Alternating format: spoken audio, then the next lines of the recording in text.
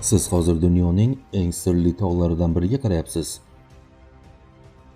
Bu Suriyada joylashgan va ko'p yillardan beri Isroilning ko'zi tushib kelgan Hermon tog'i. Hozirda bu yer ishg'ol ostida va Netanyahuning bundan juda mamnun ekanligi ko'rinmoqda. Bu tog' Isroil uchun qarshilik qilib bo'lmaydigan jozibaga ega edi va nihoyat uni qo'lga kiritishga muvaffaq bo'lishdi. Hermon tog'ining nega bunchalik muhimligini bilganingizda hayratda qolasiz. Isroilning bu tog'ni ishg'ol qilganidan ko'p o'tmay, qazish va tadqiqot ishlari allaqachon boshlangan edi. Xo'sh, u yerda nima qidirilmoqda? Bu borada juda ko'p nazariyalar aytiladi. Sizga ularning bir nechtasini aytib beraman. Birinchi, Qur'oni Karimda nomi zikr etilgan va turli manbalarda oyog'idan teskari osilib, bir g'orda saqlanayotganiga ishoniladigan sehr o'rgatuvchi Horut va Morut farishtalari. Ikkinchi, Hazrat Sulaymon payg'ambarning xazinalari. Uchinchi, ming yillar oldin dunyodan tashqaridan kelgan mavjudotlar tomonidan sayyoramizga olib kelinganiga ishoniladigan taqiqlangan bilimlar. Agar sizga yetarlicha qiziq tuyulgan bo'lsa, keling videomizni boshlaymiz. Chunki Hermon tog'i haqida eshitishingiz kerak bo'lgan juda ko'p tafsilotlar bor.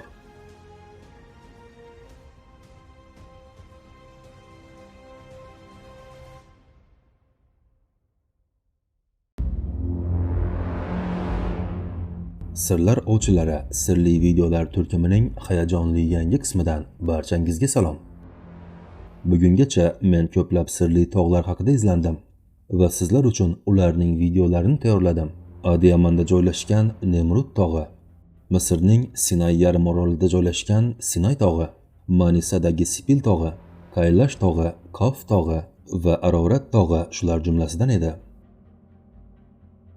Bugungi tog'imiz butunlay o'ziga xos sirlar bilan e'tiborni tortmoqda va so'nggi kunlarda yuz bergan muhim voqealar tufayli u haqida so'zlashish ortiqcha bo'lmaydi, balki juda zarurdir. Tarix davomida ayrim tog'lar oddiygina tabiat manzarasi bo'lishidan tashqari mistik va sirli rivoyatlarning markaziga aylangan. Shulardan biri ham Yaqin Sharqning muhim chegaralaridan birida joylashgan Hermon tog'i. Eng e'tiborga molik jihatlardan biri shundaki, bu tog'ning qa'rida yashiringaniga ishonilgan va o'tmishda texnologik sakrashlarga sabab bo'lgan, dunyodan tashqaridan keltirilgan taqiqlangan bilimlar mavjudligi haqidagi hikoyalar.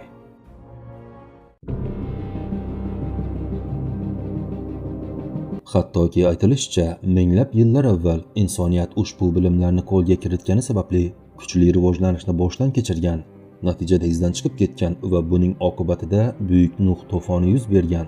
To'fon ortidan esa hamma narsa eski holatiga qaytarilgan va insoniyat yangidan boshlashga majbur bo'lganiga ishoniladi. Xo'sh, bu taqiqlangan bilimlarni kimlar olib kelgan? Ishonchim komilki, ko'pchiligingiz qulagan farishtalar tushunchasini eshitgansiz. Osmondan yerga tushirilgan, jannatdan quvilgan, zulmat bilan bog'langan bu mavjudotlar ba'zida shaytoniy, ba'zida esa fojiaviy obraz sifatida tasvirlanadi. Biroq avval shuni aytib o'tishimiz kerak. Qulagan farishtalar tushunchasi islom e'tiqodida mavjud emas. Qur'oni Karimda farishtalar Allohning amriga qarshi chiqmaydigan nuqsonsiz mavjudotlardir. Ya'ni islomga ko'ra isyon qilgan farishta tushunchasi mutlaqo qabul qilinmaydi. Shu sababli men aytadigan gaplarni ham shu nuqtai nazardan tinglasangiz eng to'g'ri yondashuv bo'ladi. Qulagan farishtalar tushunchasini biz musulmonlar qabul qila olmaymiz. Ammo agar bugungi dunyoda sodir bo'layotgan sirli voqealarni, zulmatga asoslangan tizimlarni, okkult marosimlarni, texnologik sakrashlarni, ong ostidagi qo'rquvlarimizni va tarixdan oldingi sirlarga oid masalalarni tushunmoqchi bo'lsak, bu e'tiqodning ildizlarini va u haqida aytilgan rivoyatlarni o'rganishimiz zarur. Chunki bu biz uchun qabul qilib bo'lmaydigan narsa bo'lsa-da, dunyodagi muhim kuch egalarining ko'pchiligi uchun bu bir haqiqat sifatida ko'riladi. Va ko'rib turganingizdek, bugun Isroil Hermon tog'ida katta mamnuniyat bilan hukmronlik o'rnatgan. Xo'sh, bu qulagan farishtalar masalasi aslida nima? Hermon tog'i bilan qanday bog'liq? Aynan shu yerda bizning oldimizga Tavrotda nomi zikr etilgan payg'ambarlardan biri Enox va uning kitobi chiqadi.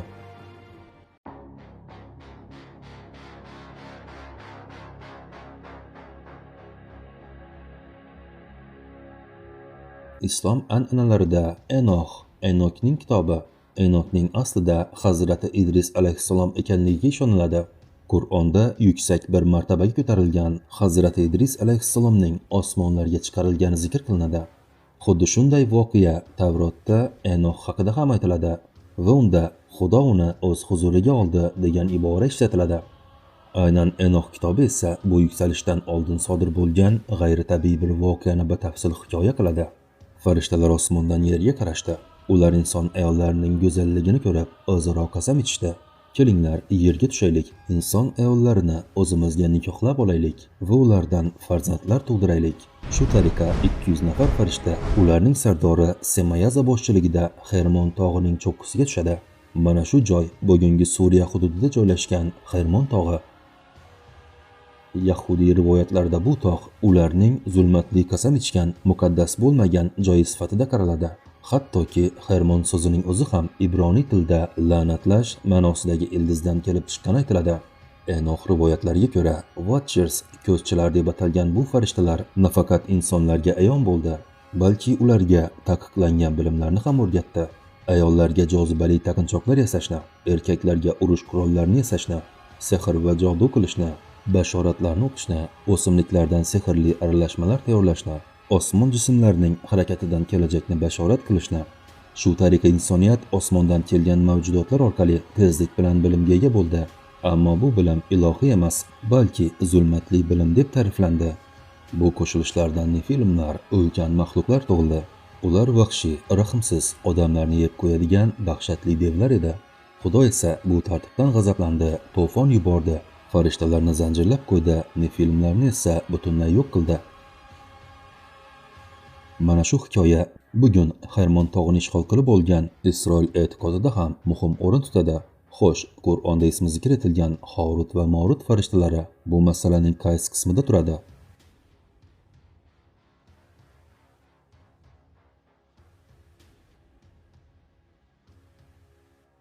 E'tibor bersangiz, Horut va Morut rivoyati bilan Hermon tog'iga tushganiga ishonilgan qulagan farishtalar voqeasi o'rtasida juda e'tiborga loyiq o'xshashliklar mavjud. Avvalo, islom e'tiqodida Horut va Morut haqida batafsil tafsilotlar berilmagan. Biroq Yahudiy rivoyatlariga ko'ra, bu ikki farishta ham boshqalari kabi bir inson ayoliga oshiq bo'lganiga ishoniladi. Ularning Zuhra ismli ayolga ismi azam duosini o'rgatgani uchun Alloh ularni jazolab, qiyomatgacha g'orda oyoqlaridan teskari osib qo'ygan va zanjirband qilgan.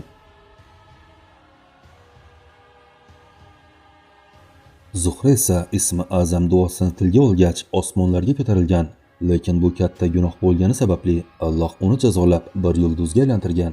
Mana shu yulduz bugungi kunda biz Venera sayyorasi deb biladigan osmon jismi hisoblanadi. Qur'oni Karimga ko'ra esa Horut va Morut farishtalari haqiqatdan ham odamzodga sehr o'rgatgan. Hattoki ular o'rgatgan sehrlar orasida er-xotinning orasini buzishga qodir bo'lganlari ham bo'lgan. Ammo ular har safar biz faqatgina bir imtihonmiz, ehtiyot bo'ling, inkorchi bo'lmang demasdan hech kimga hech narsa o'rgatmagan.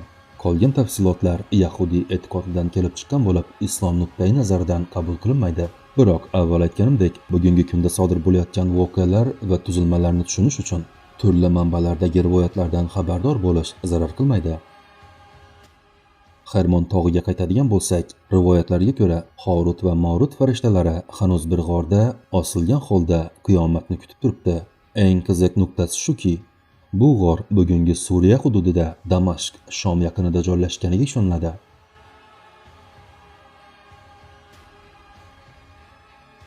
Shuningdek, taqiqlangan bilimlar o'rgatilgan va qulagan farishtalar tushgan joy Hermon tog'i deb qaralganidan, Horut va Morut joylashgan bu g'or ham Hermon tog'ida joylashgan deb e'tiqod qilinadi.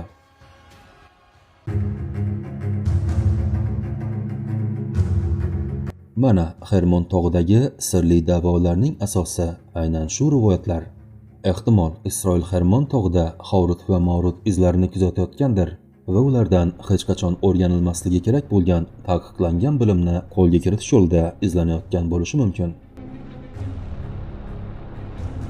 Xo'sh, Hermon tog'ining dunyodan tashqaridan kelgan mavjudotlar bilan qanday aloqasi bor? Mana bu savol qulagan farishtalar e'tiqodini qabul qiluvchi odamlarni yana bir ma'lumotga olib keladi.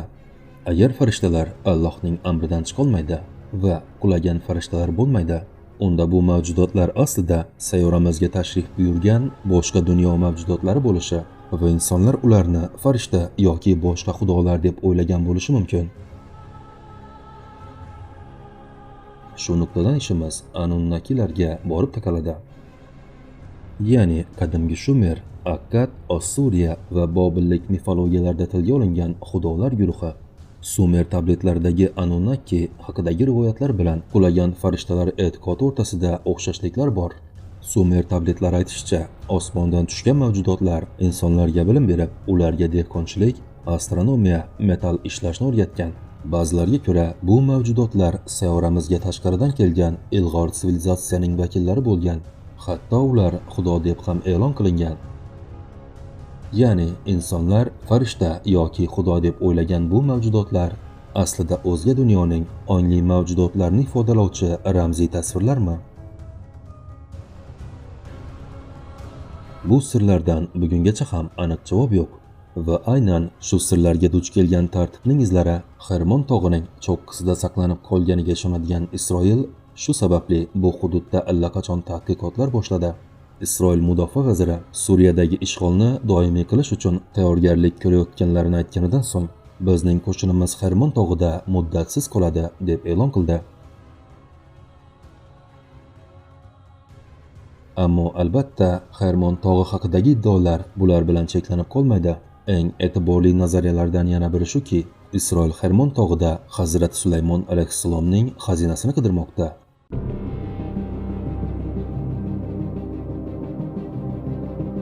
Bu tarixning eng sirli xazinalaridan biri bo'lib, qadimiy rivoyatlarga ko'ra, u aslida Quddusning ostida ko'milgan edi.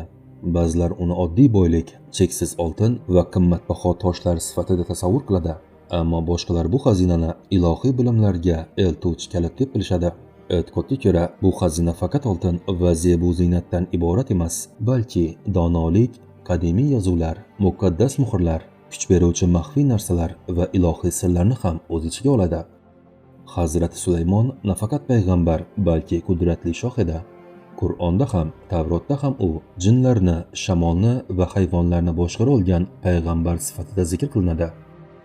Yahudiylar esa unga berilgan bu kuchlarning siri aynan shu xazinada yashiringan deb hisoblashadi. Xo'sh, endi savol, bu xazina aslida qayerda? Isroil tashkil topgan kundan beri tarixiy va diniy meros izidan borishga qat'iy bel bog'lagan ko'rinadi. Sulaymon ma'badini qayta tiklash orzusi ham bu merosning eng muhim bo'laklaridan biridir. Chunki ularning nazarida bu ma'bad oddiy diniy bino emas, balki Xudoning yer yuzidagi maskani hisoblanadi. Shu sababli Isroil olib borayotgan arxeologik qazishmalar faqat ilmiy emas, balki teologik va mafkuraviy vazifaga ham ega. Quddusdagi yer osti tunnellarida olib borilayotgan izlanishlar nafaqat tarixni o'rganish, balki Hazrat Sulaymon alayhissalomning yo'qolgan xazinasining bir bo'lagini topish umidini ham o'z ichiga oladi. Biroq ba'zi tadqiqotchilar Isroilning ko'zini Quddusdan tashqariga ham Hermon tog'iga qaratganini iddao qilishadi. Ko'pchilik bu tog'ning strategik ahamiyati haqida gapiradi. Balandlik va yuqoridan kuzatuv ustunligi, tabiiy kuzatuv va mudofaa imkoniyati, suv manbalari kabi jihatlar. Ammo ayrim tadqiqotchilarning fikricha, masalaning asl mohiyati bundan ham ancha chuqur. Ba'zi ezoterik manbalar va nazariyachilar Isroil Hermon tog'ida yer osti qazish ishlari olib borayotganini va bu ishlarning maqsadi Hazrat Sulaymon alayhissalomning yo'qolgan xazinasini topish ekanini iddao qilishadi. Rivoyatlarga ko'ra, Hazrat Sulaymon alayhissalom ana shu hududga qadimiy yozuvlar va ayrim muhim kalit buyumlarni yashirib ketgan. Demak, Isroil bugun tog'da olib borayotgan maxfiy qazishmalar orqali aynan shu sirlar va xazinalarni yuzaga chiqarishga urinayotgan bo'lishi mumkin. Ko'ramiz deyish mumkin, ammo aslida ko'zimizga hali ko'rinmagan yana kim bilsin nimalar bor. Yaqinda yana bir qiziq ma'lumot tarqaldi. Yo'qolgan ahid sandig'i topilgani haqida. Ehtimol tez orada bu mavzuda ham sizlar uchun alohida video tayyorlayman. Shunday ekan, keyingi videoda ko'rishguncha omon bo'ling.